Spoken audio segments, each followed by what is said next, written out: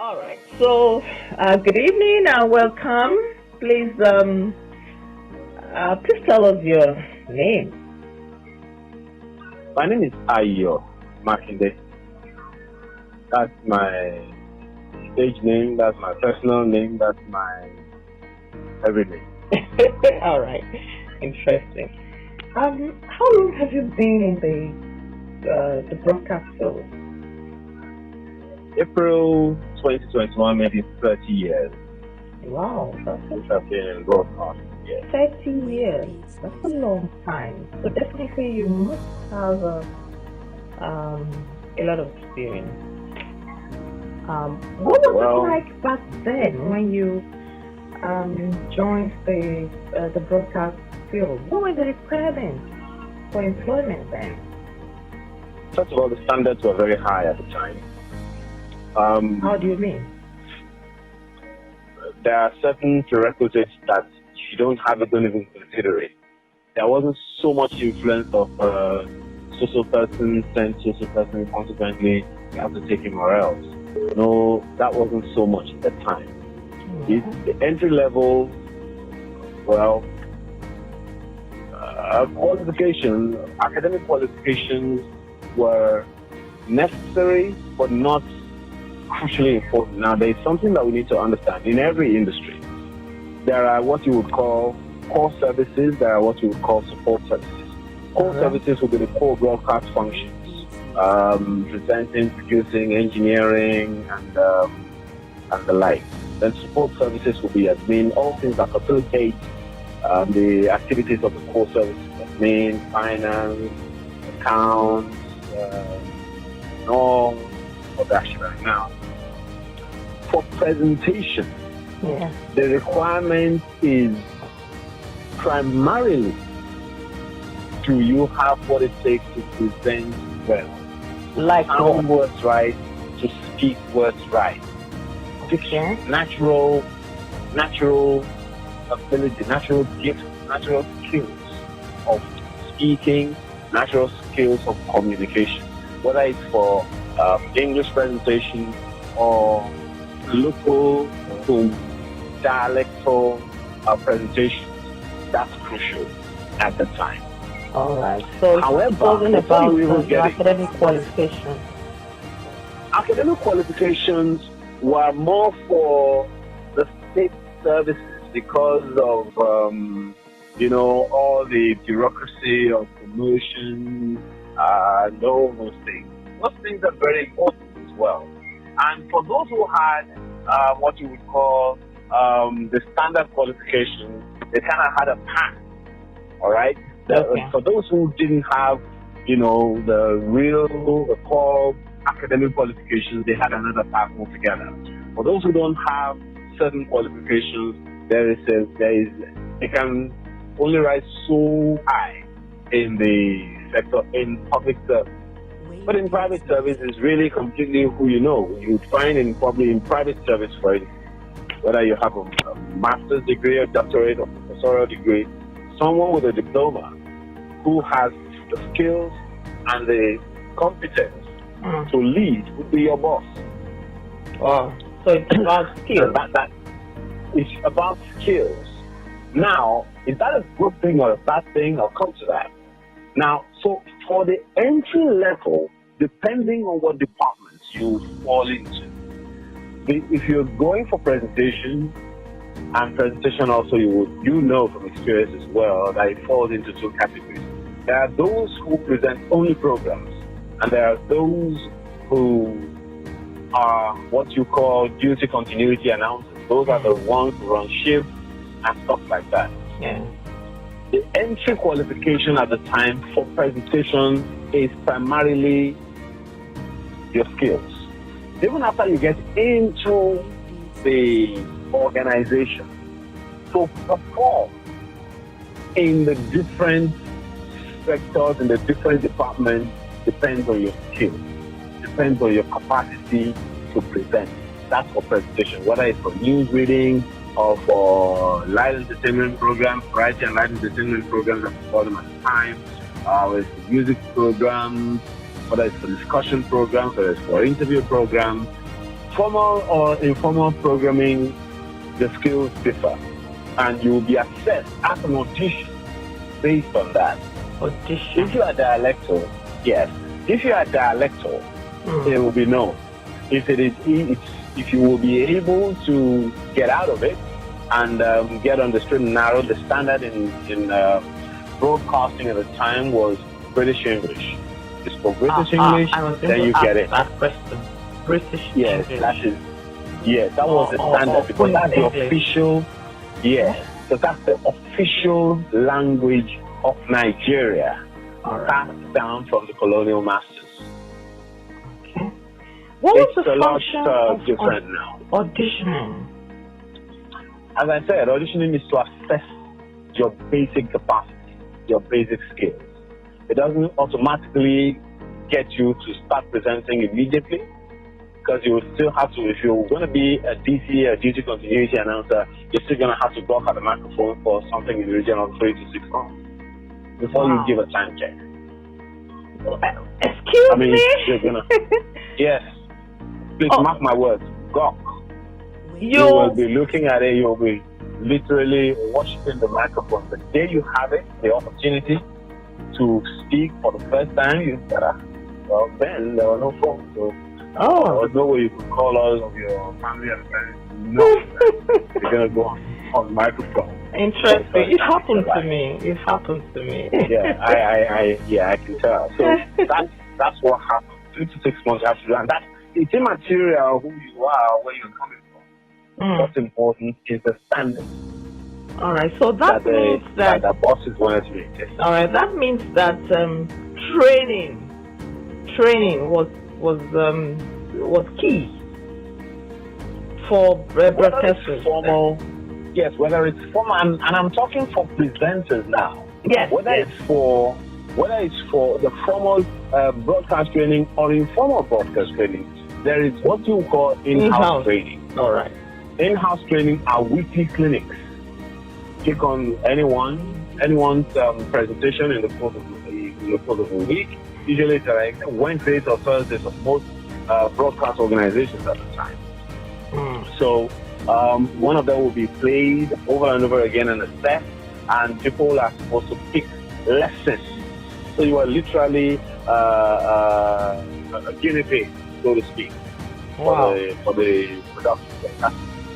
And people pick lessons, everyone else learns from it, so we don't repeat broadcast the same error. So one thing that has been corrected in one person, it trickles down to everyone else in the organization, so no one repeats it.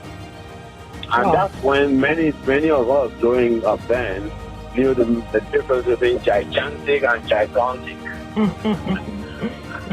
Yeah, and that's when you knew the difference between Tanzania and Tanzania. Exactly. So such thing happened. You had to literally marry the Daniel Jones dictionary, which is like the Bible of presentation. And I'm speaking for presentation now. All right. As someone who I'm aware has traversed, the broadcast field at different levels and in different institutions. You've worked with the state organization, and you're now with the private sector. Could you please, lead us into? Let's have a peep of, how things are in terms of setting standards and meeting goals, and between the state organization and the private organization. Unfortunately, I don't have much of a tale to tell. Not so much good news now. Most of the standards have been whittled down. Most. Chief among them is the entry-level requirement. The standard of speaking, for instance, has been so greatly, whittled down that so long as you can see any form of accent, be it American, Australian, Irish, Finnish, whatever. You are allowed in, and that's it's a sad reality, but it is our reality. All right. In any of the institutions, whether state or private. Not for now. I would say there are still a few broadcast organizations that still try to keep the standard. But when you have individuals, authority figures who do not value or cherish the standards, it doesn't matter. Sad reality, but truth. It doesn't seem to matter, and that's the unfortunate reality that we find ourselves now. Which is why for many who understand what's at stake, try to keep it. Many don't care, and the owner influence has whittled down quite a number of things. Owner influence have kind of messed up a number of things for commercialism. The commercialization has made a mess of so many things. Commercialization has made a mess of so many things. And of course, I don't know. I would like to get your view on the idea that some scholars are concerned about the postmodern trend, that we have today in contemporary organizations, actually across institutions of human institutions. There is that view that it's a postmodern world, and in a postmodern world, anything goes. There's no strict rule about anything. As long as you are all right with it, you just run with it. As long as you're able to prove your worth, along that line, it's just all right. Whereas there is this theory of the media mass communication theory, the agenda setting theory.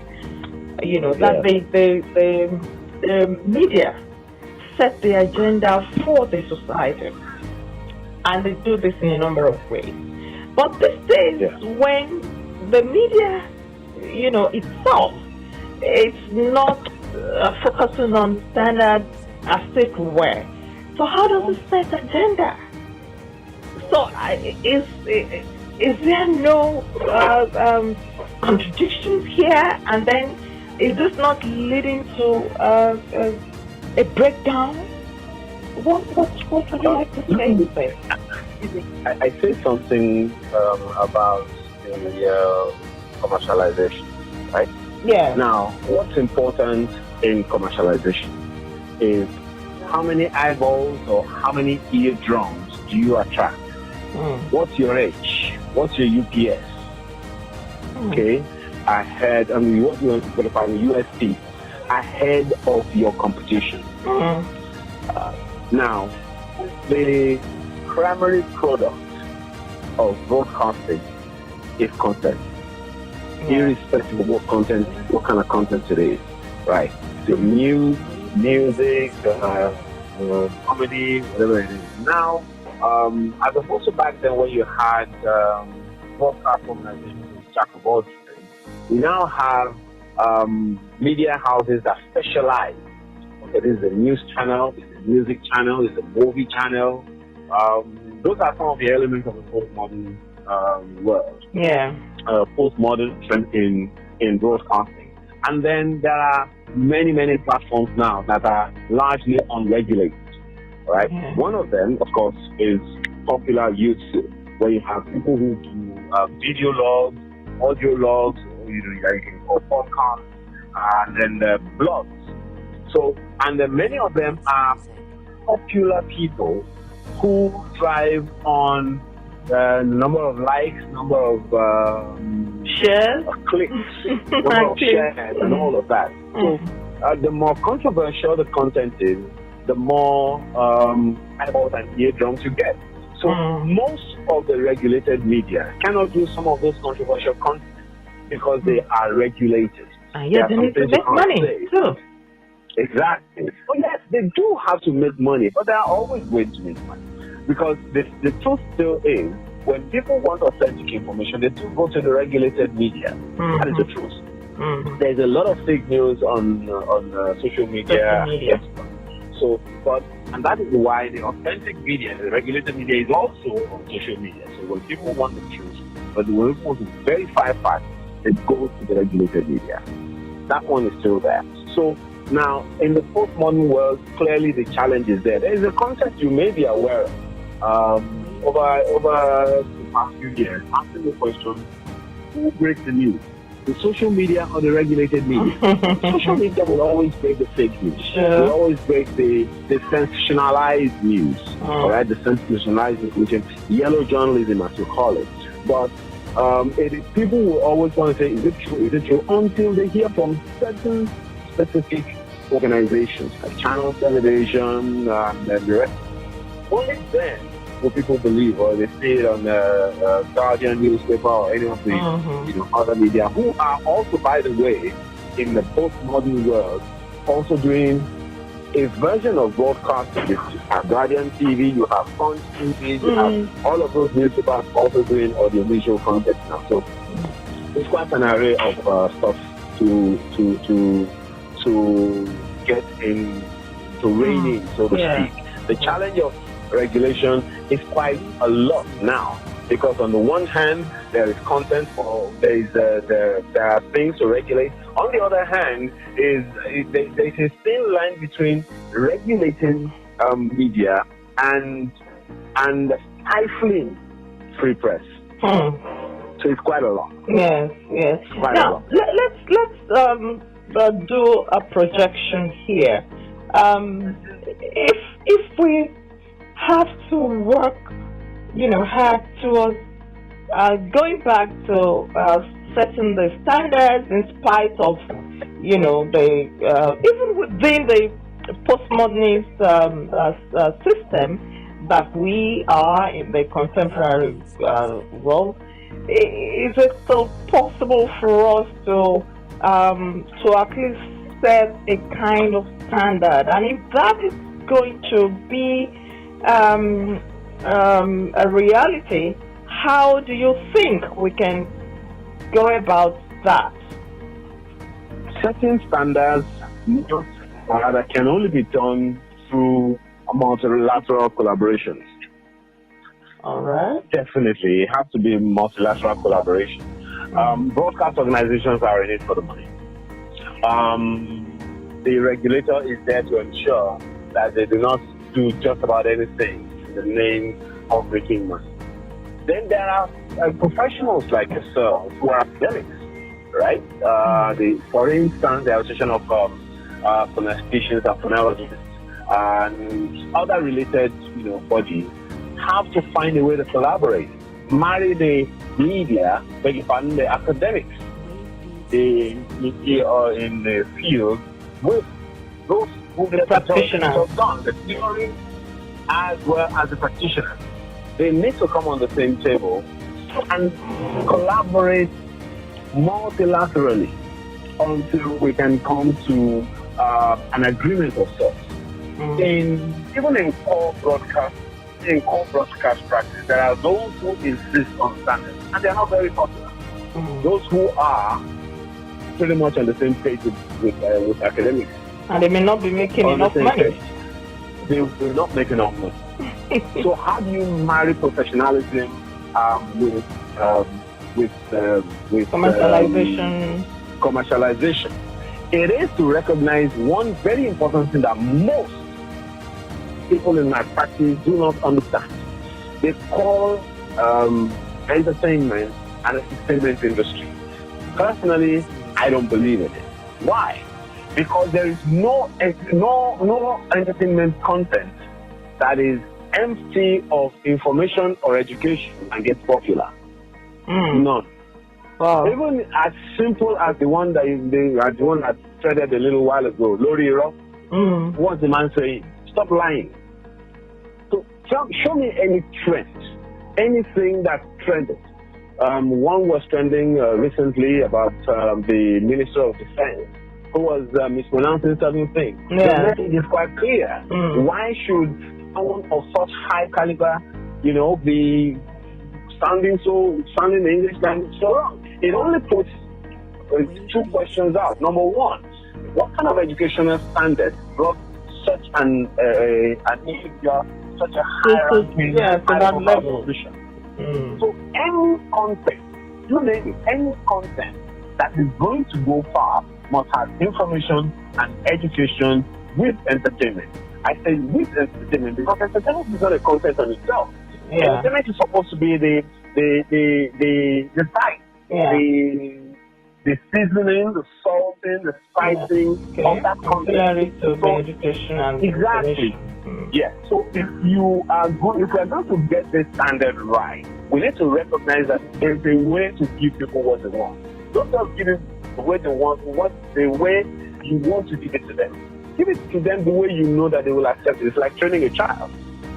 Everybody wants to be trained in a particular way. You had your favorite teacher in school when you were in secondary school. What was it that made that teacher different for you? It's entertainment. The entertainment value of the teaching.